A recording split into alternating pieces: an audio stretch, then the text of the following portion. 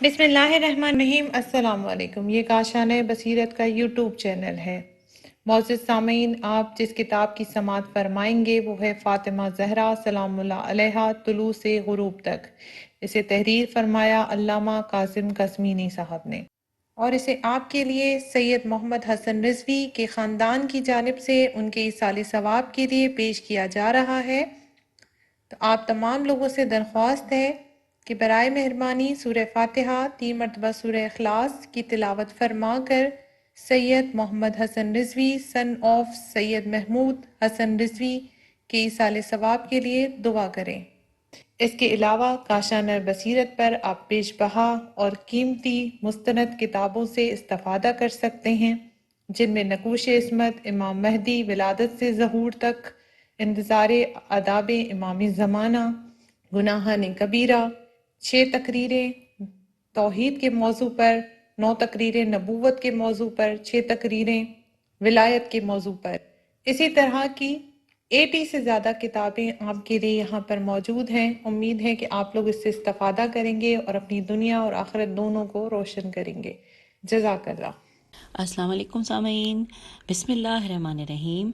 हम पढ़ रहे हैं काशान बसीरत के खूबसूरत यूट्यूब चैनल पर किताब फ़ातिमा ज़हरा सलामुल्लाह अलैहा तुलू से गुरूब तक, जिसके मौलिफ़ हैं आयतुल्लाह सैयद मोहम्मद कासिम कज़वीनी। और जो सफ़हात आज आपकी समातों की नज़र में करने जा रही हूँ वो हैं सफ़हा नंबर 133 और हम हैं पार्ट नंबर 13 पे। ये तो मुझसे ज़्यादा आप लोग जानते हैं क्योंकि हम इस किताब को पढ़ते हुए पिछले 6 घंटों से साथ हैं, क्योंकि 12 पार्ट हो चुके हैं तो ऑलमोस्ट हाफ एन आवर क्या होता है, तो 6 घंटे तो हमने मिलके पढ़ लिया है। अभी बहुत टाइम है और पढ़ेंगे, बहुत कुछ जानेंगे। आइए हम पढ़ें। हाँ जी, ये मैं बता दूं कि पेज नंबर 132 पे जब हमने लास्ट अपनी रीडिंग को छोड़ा था और खुदा हाफिज़ कहा था, वो हम उस वक्त जो नामों के बारे में पढ़े हैं बीबी फातिमा ज़हरा सलामुल्लाह अलैहा के हवाले से, तो वो हमने नाम पढ़ा था अल बतूल के बारे में। और उसके बाद उन्होंने वहाँ पे हमें कुछ पॉइंट्स बताए थे जो उन्होंने कहा था कि आफरीदगार हस्ती ने अपनी मखलूक में से जमादात और नबातात और हैवानात और इंसान को खल्क फरमाया और फिर उन सब के लिए कवानीन और सुनन वज़ा फरमाए, फिर अपनी मखलूक को इन कवानीन का ताबे बना दिया। अब ये हमने पढ़ना शुरू किया था। 1 और 2 हमने पढ़ लिया था आग के हवाले से, नबातात के हवाले से। अब हम पेज 133 पे पढ़ने जा रहे हैं 3 हैवानात। आइए पढ़ते हैं। लिखा है अल्लाह ताला ने उनके लिए भी ख़ास क़वानीन तश्कील दिए हैं। वो उन्हीं क़वानीन के तहत पैदा होते हैं, फिर बढ़ते हैं और मुकर्रर शुदा हुज्म और रंग इख्तियार करते हैं। अल्लाह ताला ने इनकी जबिल्लत में जो खुसूसियात रखी हैं उनके तहत वो फरमा बरदारी व अतात करते हैं। उसके बाद अगला पॉइंट है चौथा कि लिखा है कि इसी तरह इंसान है और वो भी खुदावंद ताला की सुन्नत से बाला तर नहीं है। वो भी जहाने आफरीनश और जिस्मानी व रूहानी फितरत के क़वानीन के आगे सरनिगू है, लेकिन अल्लाह ताला ने अपनी हिकमत बालिगा के तहत अपने औलियाओं को उन क़वानीन व सुनन पर बरतरी हाथ से अता की है। जब वो चाहता है तो उन्हीं क़वानीन तबई को उनके ताबे बना देता है। अब आगे लिखा है कि आप आग में गौर व फिक्र करें, उसका काम जलाना है। जो चीज़ उसकी गिरफ्त में आ जाए ये उसे आनन फानन जलाकर रख देती है। जब अल्लाह ताला ने खलील हज़रत इब्राहीम अलैहिस्सलाम को आग में कि जिसका खुलासा जलाना है डाला गया, तो अल्लाह ताला ने उन पर उसे बर्दन व सलामन बना दिया, यानी आग की फितरत पर विलायत गालिब आ गई जिसने उसकी हरारत को बरूदत को सलामती में बदल दिया। या जब हज़रत यूनुस अलैहिस्सलाम की जब माफौकुल फितरत और अजीब व गरीब दास्तान पढ़ते हैं कि जब मछली ने उन्हें बेयाबान में उगल डाला और वो बीमार व लागर थे, तो फ़ौरन अल्लाह ताला के हुक्म से कद्दू की बेल पैदा हुई और उसने उन्हें अपने पत्तों से ढांप लिया। हालांकि हम अच्छी तरह जानते हैं कि पहले कद्दू का बीज ज़मीन में डाला जाता है, फिर वो ज़मीन से निकलता है, उसके फलने फूलने में एक वक्त लगता है, तब जाकर उसके पत्ते किसी इंसान को ढांप सकते हैं या किसी और चीज़ को ढांप सकते हैं। अल्लाह ताला ने कद्दू की बेल की फितरत को अपने नबी हज़रत यूनुस अलैहिस्सलाम के सामने झुका दिया। हम बखूबी जानते हैं कि सिलसिलाए तौलीद ज़नो मर्द के अज़वाज के बग़ैर मुमकिन नहीं। अब आगे पढ़ते हैं कि पहले अज़वाज हो, फिर मर्द का नुत्फ़ा औरत के रहम में करार पकड़े, پھر بچے کی ولادت ہوتی ہے، نطفہ مرد سے منتقل ہو کر عورت کے رحم میں پھر وہی نطفہ القا عین لام قاف ہے بنتا ہے، اور پھر القا اور مضغہ کی شکل اختیار میم پہ پیش ہے اور زواد غین ہے کی شکل اختیار کرتا ہے۔ اسی مضغے میں ہڈیاں وجود پاتی ہیں اور یہی جنین بطور عادی اچھے ماہ سے 9 ماہ تک اپنے نقطۂ کمال کو پہنچتا ہے، لیکن یہی سنت پروردگار عالم ایک دختر پاک و سرفراز یعنی حضرت مریم کے مقابل آتی ہے تو بدل جاتی ہے۔ نہ وہ سلسلے ازواج سے گزرتی ہیں، نہ انہیں کوئی مرد مس کرتا ہے۔ اللہ کے حکم سے حضرت مسیح ان کے شکم مبارک میں آ جاتے ہیں اور اس ملکوتی مولود کو جننے یعنی پیدا کرنے کے لیے کھجور کے تنے کی پناہ لیتی ہیں۔ 7 یا 9 گھنٹے کے اندر حضرت عیسیٰ علیہ السلام کو جنم دیتی ہیں۔ اب یہ دیکھیے کہ یہ حوالہ ہے کتاب مجمع البیان سورہ مریم جلد نمبر 6 اور صفحہ نمبر 511 جو ہم نے ابھی یہ پڑھا۔ اب ہم جا رہے ہیں پیج نمبر 134 کی جانب۔ لکھا ہے ہیڈنگ پیغمبران گرامی اور معجزات۔ آئیے جانتے ہیں ان معجزات کو پڑھتے ہیں، بہت انٹرسٹنگ لگ رہا ہے۔ لکھا ہے پیغمبران گرامی اور ان کے اوصیاء سے فوق العادت معجزات و کرامات صادر ہوئے ہیں۔ قرآن مجید میں ایسی مثالیں کثرت کے ساتھ موجود ہیں کہ خداوند تعالیٰ نے فطری مقررات اور قوانین آفرینش ان کے اختیار میں دے دیے تھے۔ آپ ان واقعات کو قرآن مجید میں تلاش کر سکتے ہیں۔ اس عنوان کے تحت چند نمونے درج ذیل ہیں، یعنی کہ سامعین چند نمونے ہمیں بتائیں۔ ظاہر ہے قرآن پاک اتنی بڑی کتاب ہے اور اس میں بہت کچھ ہوگا، لیکن نمونے پڑھتے ہیں۔ اس میں انہوں نے 6 نمونے دیے ہیں۔ پہلا، حضرت آدم علیہ السلام کا زمین کی طرف نزول، یہ ہم سورہ ہود میں آیت نمبر 20 میں دیکھ سکتے ہیں۔ اسی طرح دوسری لکھی حضرت نوح علیہ السلام کے قصے میں تنور سے پانی کے چشمے کا ابلنا، یہ ہم سورہ زاریات آیت نمبر 29 میں جا کے دیکھیں تو ہمیں مل جائے گا۔ پھر تیسرا لکھا ہے حضرت ابراہیم علیہ السلام کی زوجہ حضرت سارہ کا حاملہ ہونا، کیونکہ وہ بانجھ بوڑھی تھی، اس حالت میں حضرت اسحاق علیہ السلام کے بطن سے پیدا ہوئے، تو یہ سورہ ہود کی آیت نمبر 72 میں ہمیں مل جائے گا۔ اب ہم آگے چلتے ہیں۔ اگلا ہے پوائنٹ 4، حضرت موسیٰ علیہ السلام کے قصہ جس میں عصا کا اژدہا بننا، تو یہ بھی ہمیں مل جائے گا۔ یہ ہمیں قرآن میں سورہ اعراف الف عین ر الف ف آیت نمبر 107 میں ہمیں مل جائے گا۔ پھر 5واں لکھا ہے حضرت عیسیٰ علیہ السلام کے دست مبارک سے مادرزاد اندھوں کا بینائی والا ہونا، مبروز کا تندرست ہونا اور مردوں کا زندہ ہونا، یہ سورہ شعراء کی آیت نمبر 26 میں ہے۔ پھر لاسٹ پوائنٹ لکھا ہے پیغمبر صلی اللہ علیہ وآلہ وسلم کا سفر معراج، اور یہ کہاں ہم تلاش کریں؟ سورہ آل عمران پڑھ لیجئے، سب کچھ مل جائے گا۔ چلیے آگے دیکھتے ہیں۔ لکھا ہے ازراہ مقدمہ چند نمونے حاضر ہیں۔ خداوند تعالیٰ نے جب چاہا طبیعی قوانین کو اپنے اولیاء کے تصرف میں دے دیا، اور جب چاہا تصور میں دے دیا اور انہوں نے موقع کی مناسبت سے ان میں تصرف فرمایا۔ اب اگلی ہیڈنگ ہے قانون فطرت۔ آئیے جانتے ہیں۔ لکھا ہے جب عورت بالغ ہوتی ہے تو اپنے وقت بلوغ سے لے کر اپنی عمر کے 50 یا 60 سالوں تک ہر ماہ خون دیکھتی ہے، اور یہ خون جنین کی غذا کے لیے عورت کے بدن کے مختلف حصوں میں محزون ہوتا ہے۔ جب عورت کے شکم میں جنین نہیں ہوتا تو وہ خون ہر ماہ اس کے جسم سے خارج ہو جاتا ہے۔ بعض اوقات یہ خون دودھ کی صورت اختیار کر کے بچے کی غذا بنتا ہے۔ اس ماہانہ عادت کا قرآن مجید نے یوں جواب دیا ہے۔ سورہ بقرہ کی آیت نمبر 222 لکھا ہے اے پیغمبر، یہ لوگ آپ صلی اللہ علیہ وآلہ وسلم سے عورتوں کی اس عادت کے بارے میں سوال کرتے ہیں تو آپ انہیں بتا دیں کہ یہ ایک اذیت ہے۔ بس یہی تھا۔ اس سے آگے ہم چلتے ہیں۔ ہم آگے ہیں پیج 135 پہ۔ لکھا ہے اس ماہانہ عادت کے دوران ایک عورت میں جسمانی، روحانی، نفسیاتی عوارض پیدا ہوتے ہیں جو اس کی ملاحت اور اس کے چہرے کے رنگ کو تبدیل کرتے ہیں، حتیٰ کہ اس کے اخلاق کو بھی متاثر کرتے ہیں۔ جب عورت حائض ہوتی ہے تو اس کے چہرے کے رنگ، اس کی آنکھوں کی حالت اور دوسری حرکات سے اسے پہچانا جا سکتا ہے کہ وہ اپنی ماہانہ عادت کے دور سے گزر رہی ہے۔ عورت میں یہ خون ریزی طبعی و عادی خون ریزی کے معنی نہیں ہے کہ کبھی ایک انسان اس سے دوچار ہو جاتا ہے، بلکہ مختلف جہات جیم ہے الف تے جہات سے بدن کی عادی خون ریزی سے متفاوت ہے۔ اگلا پیراگراف ہے، ایک عورت اپنی اس ماہانہ عادت کے دوران حیا انکساری کا احساس رکھتی ہے، حالانکہ یہ اس کے ارادے و اختیار سے باہر ہے۔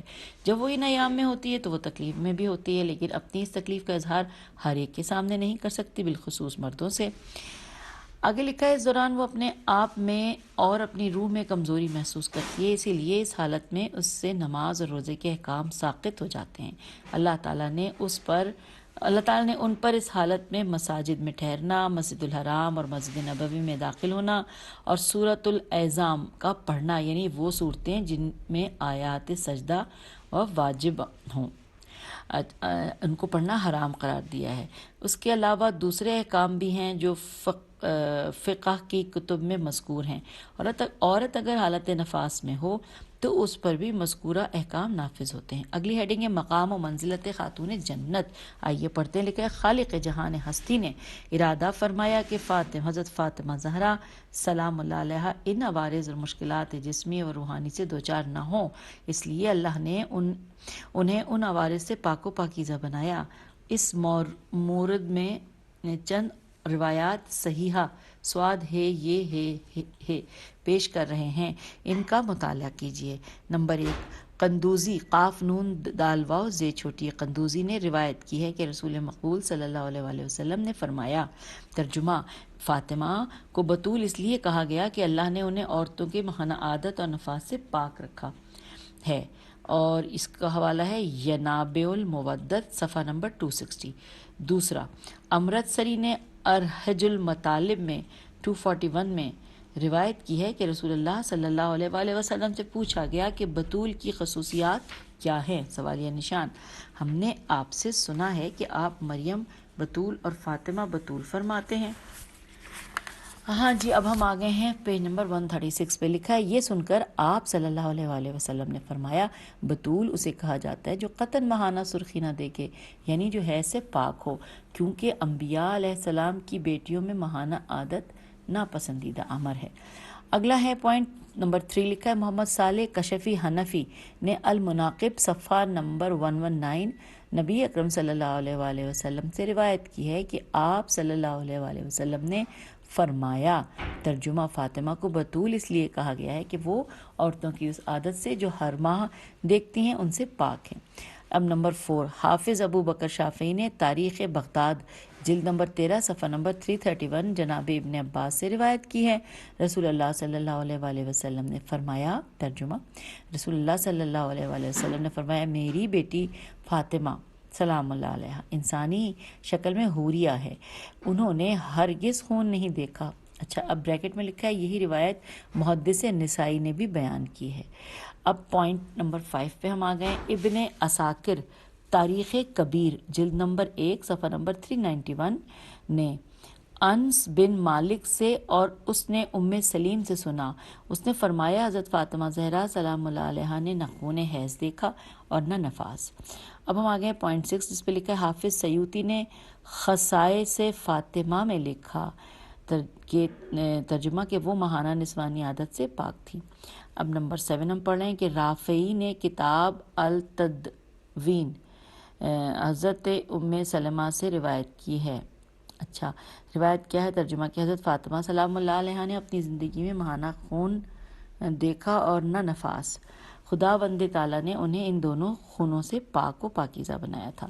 نمبر 8 پڑھنے جا رہے ہیں۔ لکھا ہے، طبری نے ذخائر العقبہ میں حضرت اسماء بنت امیس سے روایت نقل کی ہے کہ آپ علیہ السلام نے فرمایا کہ جب حضرت فاطمہ زہرا سلام اللہ علیہا کے ہاں ان کے بیٹے حسن علیہ السلام پیدا ہوئے تو میں نے ان سے نہ کوئی خون دیکھا اور نہ دوسرے عوارض جو عموماً وقت ولادت عورتوں کو لازم ہوتے ہیں۔ صفوری نے نزہۃ المجائز صفحہ نمبر 227 میں اس روایت کو نقل کیا ہے۔ اب 9 پوائنٹ ہے جس پہ لکھا ہوا ہے کہ حضرت ابو بصیر نے حضرت امام جعفر صادق علیہ السلام سے روایت کی ہے کہ آپ علیہ السلام نے فرمایا، ترجمہ، اللہ تعالیٰ نے حضرت امام علی علیہ السلام پر دوسری عورتوں کو حرام کر دیا تھا جب تک فاطمہ زہرا زندہ رہیں۔ یہاں پہ انورٹڈ کاما کلوز ہو گیا. ہم آ گئے پیج 137 پہ. لکھا ہے ابو بصیر کا بیان ہے کہ میں نے پوچھا کہ اس کی وجہ کیا تھی. امام علیہ السلام نے فرمایا کہ وہ عوارض زنانہ سے پاک و پاکیزہ تھیں. آگے لکھا ہے علامہ مجلسی فرماتے ہیں کہ اس تعطیل کے دو احتمال ہیں. پہلا احتمال یہ ہے کہ دختر پیغمبر صلی اللہ علیہ وآلہ وسلم ماہانہ عوارض سے پاک تھیں، اس لیے امیر المومنین علیہ السلام حضرت علی علیہ السلام کو کسی دوسری عورت کی ضرورت ہی نہ تھی، اس لیے اللہ تعالیٰ نے ان کی زندگی میں حضرت امیر علیہ السلام پر دوسری عورت حرام کر دی تھی. دوسرا احتمال یہ ہے کہ خاتون جنت اپنے مقام و منزلت میں کوئی ثانی نہیں رکھتی تھیں، اس لیے ان کی یہ عظمت مانے تھی کہ ان کی موجودگی میں جناب امیر المومنین علیہ السلام کے گھر میں کوئی دوسری عورت نہ ہو. آخر میں یہ کہوں گا کہ حضرت فاطمہ زہرا سلام اللہ علیہ کی ان نسوانی عوارض سے پاکیزگی آیت تطہیر سے ثابت ہے، کیونکہ وہ اس آیت کے مصادیق میں سے ہیں. آپ علیہ السلام اپنے خاندان کے افراد کے مانند ہر قسم کی جسمانی و ظاہری و باطنی و روحانی آلودگیوں سے پاک و پاکیزہ تھیں. آیت تطہیر اس امر کا اعلان ہے. اچھا، اب اگلا نام جو ہم پڑھنے جا رہے ہیں وہ ہے العذراء. آئیے پڑھتے ہیں. لکھا ہے سیدہ کے ملکوتی اسماء میں ایک اسم عذراء ہے. آپ سلام اللہ علیہ کو اس نام سے اس لیے پکارا جاتا تھا کہ آپ ہمیشہ سے دوشیزہ اور باکرہ تھیں. آپ اپنی زندگی کے آخری لمحات تک دوشیزہ اور باکرہ ہی رہیں. ہم نے گزشتہ روایت میں بیان کیا ہے کہ خاتون جنت کی آفرینش اور آپ کا نقطۂ آب بہشتی غذا اور آسمانی ارمغان کا جوہر تھا. پیغمبر اکرم صلی اللہ علیہ وآلہ وسلم نے اپنی حیات مبارکہ میں بارہا فرمایا کہ فاطمہ انسانی شکل میں حور ہیں. ان روایات سے واضح ہوتا ہے کہ پیغمبر اکرم صلی اللہ علیہ وآلہ وسلم کا بیان مبارک حقیقت و واقعیت پر مبنی ہے. اس بیان میں ذرہ برابر تجاوز و مبالغہ نہیں. آگے لکھا ہے کہ ان روایات کے علاوہ جب قرآن مجید میں غور و فکر کریں تو معلوم ہوتا ہے کہ سیدہ فاطمہ زہرا سلام اللہ علیہ جنت کی جن حوروں کی سید و سالار ہے، اللہ نے ان کی یوں تعریف و توصیف کی ہے. سورہ واقعہ آیت نمبر 35 اور 36.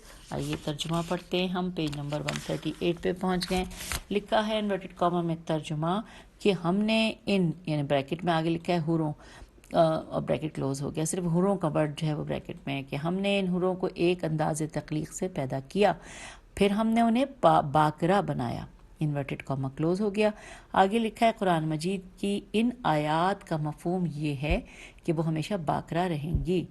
اب دیکھیے لکھا ہے کہ جب حوران جنت ہمیشہ باکرہ رہیں گی تو ان کی سید و سالار کی دوشیزگی اور باکرہ ہونے میں کسی شک و شبے کی گنجائش ہی باقی نہیں رہتی. پھر لکھا ہے تفسیر مجمع البیان میں ان آیات کی تفسیر میں علامہ میم فے سین رے مفسر یا مفسر، کیونکہ سین پہ مجھے تشدید نظر نہیں آ رہی، بہرحال علامہ مفسر نے لکھا ہے کہ جب حوران جنت کے شوہر ان سے مقاربت کریں گے تو وہ انہیں باکرہ پائیں گے.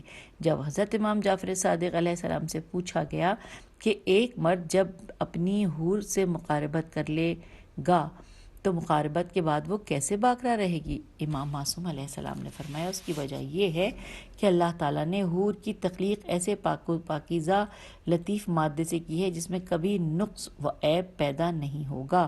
اس کا جسم کسی آفت سے آمیختہ نہیں ہوگا، وہ کبھی حیض سے دوچار نہیں ہوگی، اس کا رحم ہمیشہ چسپاں ہی رہے گا. یہی وجہ ہے کہ سیدات النساء العالمین کی تخلیق بہشتی میوہ اور آسمانی ارمغان سے ہوئی ہے، اور وہ شکل میں حور ہیں، اور وہ انسانی شکل میں حور ہیں. ان کے خواص و عادات بہشتی حور کے مانند ہیں، اس لیے وہ عورتوں کی ماہانہ عادت سے پاک ہیں. انہی وجوہات کی بنا پر آپ کے اسماء یعنی نام میں سے ایک اہم عذراء ہے. اب اگلی ہیڈنگ کی طرف ہم آ گئے ہیں جس میں لکھا ہے پیدائش و نشو و نما. آئیے پڑھتے ہیں. لکھا ہے آخر کار اس قادر مطلق کے دست حکمت سے اس عظیم مخلوق نے آفرینش کے مراحل طے کیے. آپ علیہ السلام نے اپنے مہربان والد کے سایہ عاطفت میں مبارک آنکھیں کھولیں اور اپنے نور ولادت کے سے کائنات کو منور کیا. آپ نے اپنی والدہ سے وہ غذا لینا شروع کی جو فضائل و کمالات کا امتزاج تھی. آپ سلام اللہ علیہ نے خانہ وحی و منزل قرآن میں اپنی نشو و نما کا آغاز کیا۔ جب آپ نے اس رشد و کمال کے سفر کو بڑی تیزی کے ساتھ طے کرنا شروع کیا۔ پھر لکھا ہے آپ کے والد گرامی رسول اکرم صلی اللہ علیہ وآلہ وسلم نے آپ کو آسمانی علوم اور زمینی دانش و حکمت کی تعلیم شروع کر دی تھی۔ آپ سلام اللہ علیہ روزانہ سیدہ کو معرف زبانی سے سرشار فرماتے تھے۔ نہیں، یہاں پر آپ صلی اللہ علیہ وآلہ وسلم ہوگا کیونکہ والد گرامی کا ذکر ہے۔ جی، آپ یہ غلطی سے لکھا گیا ہے این۔ جی، تو آپ صلی اللہ علیہ وآلہ وسلم روزانہ سیدہ کو معرف ربانی سے سرشار فرماتے تھے، سرچشمہ وحی سے توحید کے احسن دروس، علوم ایمان کی اعلیٰ منازل، اسلام کے خوبصورت ترین حقائق جو آپ صلی اللہ علیہ وآلہ وسلم پر نازل ہوتے وہ سبھی اپنی بیٹی کو سکھلا دیتے۔ ہم آگئے ہیں پیج 139 پہ۔ لکھا ہے آپ شائستہ ترین تربیت کے ماحول میں پروان چڑھ رہی تھیں کیونکہ رسول اکرم صلی اللہ علیہ وآلہ وسلم نے دیکھا تھا کہ ان کی بیٹی میں علوم کے حصول کی کامل ترین استعداد موجود ہے۔ آپ نے محسوس کیا تھا کہ ان کی بیٹی مجسم پاکیزگی و شرافت ہے، اس کی روح روحانیت و نورانیت سے لبریز ہے اور ان میں تکامل و ترقی کی صلاحیتیں غیر معمولی صورت میں وجود رکھتی ہیں۔ اچھا جی، یہ پڑھ لیا۔ ہم آ گئے تھے 139 پہ، میں تو بتانا ہی بھول گئی۔ ہاں جی، اب ہیڈنگ ہے رنج و مصائب کا حالہ۔ اس میں لکھا ہے کہ جہاں ایک طرف خاتون جنت کو شخصیت سازی و رشد و ہدایت حکمت الہیہ کے عوامل میسر تھے، تو دوسری طرف اس دختر فرزند پیغمبر صلی اللہ علیہ وآلہ وسلم کی زندگی کا آغاز رنج و آلام سے ہمکنار تھا۔ آپ نے اپنی صغیر سنی میں اپنے والد مہربان کو مشکلات و مصائب میں گھرا ہوا پایا۔ جب آپ نے اس جہان میں آنکھ کھولی تو اپنے والد کو خوف و تنہائی کے عالم میں پایا۔ آپ سلام اللہ علیہ نے دیکھا کہ آپ کے کریم والد کا سارا زمانہ دشمن ہے، اپنے بیگانے سبھی انہیں اپنا دشمن سمجھتے ہیں، ان سے ہر وقت جنگ کرنے پر تلے ہوئے ہیں۔ اکثر ایسا ہوا کہ یہ دختر سرفراز اپنے صغیر سنی میں مسجد الحرام میں جاتی تو اپنے والد کے کریم کو حجر اسماعیل علیہ السلام میں قرآن مجید کی تلاوت کرتا ہوا دیکھتی تو وہ آپ مشرکین مکہ کو اپنے مہربان والد کے ساتھ لڑتا ہوا دیکھتی اور انہیں مختلف قسم کی اذیتیں دیتے ہوئے پاتی۔ اگلا پیراگراف ہے کہ آپ سلام اللہ علیہ ایک دن بہت بیت اللہ میں آئیں تو آپ نے دیکھا کہ ان کے والد گرامی بارگاہ خداوندی میں سجدہ ریز ہیں اور مشرکین مکہ نے ان کی پشت مبارک پر اونٹ کی اوجڑی ڈال دی ہے۔ آپ اس دردناک منظر کو برداشت نہ کر سکیں، فوراً اپنے والد گرامی کے قریب آئیں اور اپنے چھوٹے چھوٹے ہاتھوں سے اپنے والد گرامی کے مبارک لباس کو صاف کرنے لگیں اور آپ سلام اللہ علیہ نے ان ظالموں اور گستاخوں کو بھرپور شجاعت کے ساتھ دور کیا۔ یہ فخر کائنات بیٹی اپنے بابا کا دفاع کر رہی تھی اور وہ باش احمقوں کی طرح قہقہے لگا رہے تھے۔ اگلا پیراگراف کہ حضرت ابن عباس سے روایت ہے کہ ایک دن تمام قریش حجر اسماعیل کے پاس اکٹھے ہوئے اور انہوں نے اپنے بتوں کو یعنی لات اور منات کے قریب معاہدہ کیا کہ جہاں کہیں محمد صلی اللہ علیہ وآلہ وسلم کو دیکھو سب مل کر قتل کر دو۔ یہی آواز اس دختر فرزانہ کے کانوں میں پڑی۔ آپ فوراً اپنے بابا کے پاس روتے ہوئے آئیں اور انہیں کفار و مشرکین کے معاہدے سے آگاہ کیا۔ جب بدحالی نے زور پکڑا، مشکلات و مصائب میں روز بروز اضافہ ہونے لگا، پیغمبر صلی اللہ علیہ وآلہ وسلم کا اضطرار اور بڑھا۔ انہی حالات کے پیش نظر آپ نے اپنے کنبے اور آل ابی طالب کے ساتھ شیب ابی طالب میں پناہ لی۔ اب ہم آگئے ہیں پیج 140 پہ۔ یہ خشک اور بنجر علاقہ تھا۔ جب پیغمبر اکرام صلی اللہ علیہ وآلہ وسلم اور ان کا قبیلہ شیب ابو طالب میں پہنچا تو مشرکین مکہ نے شیب ابی طالب جانے والے راستوں پر پہرے بٹھا دیے۔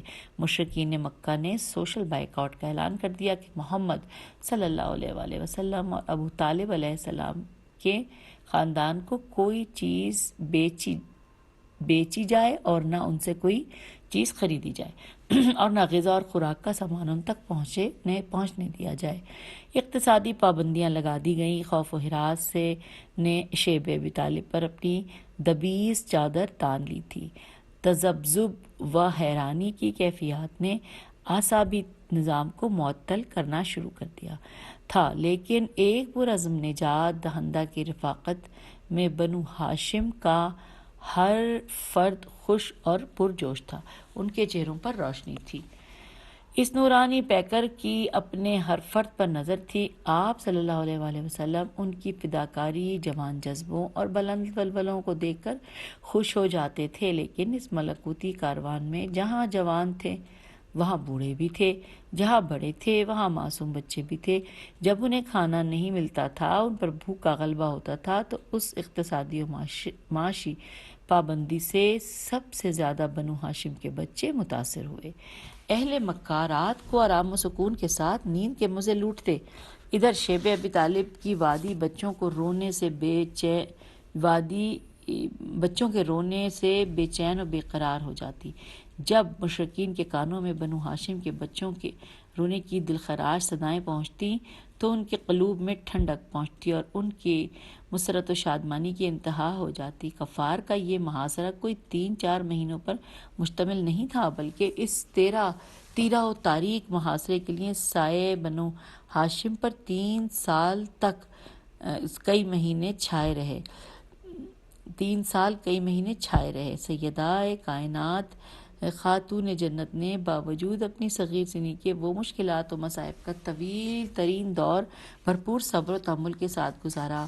آپ صلی اللہ علیہ وآلہ وسلم نے زمانہ مستقبل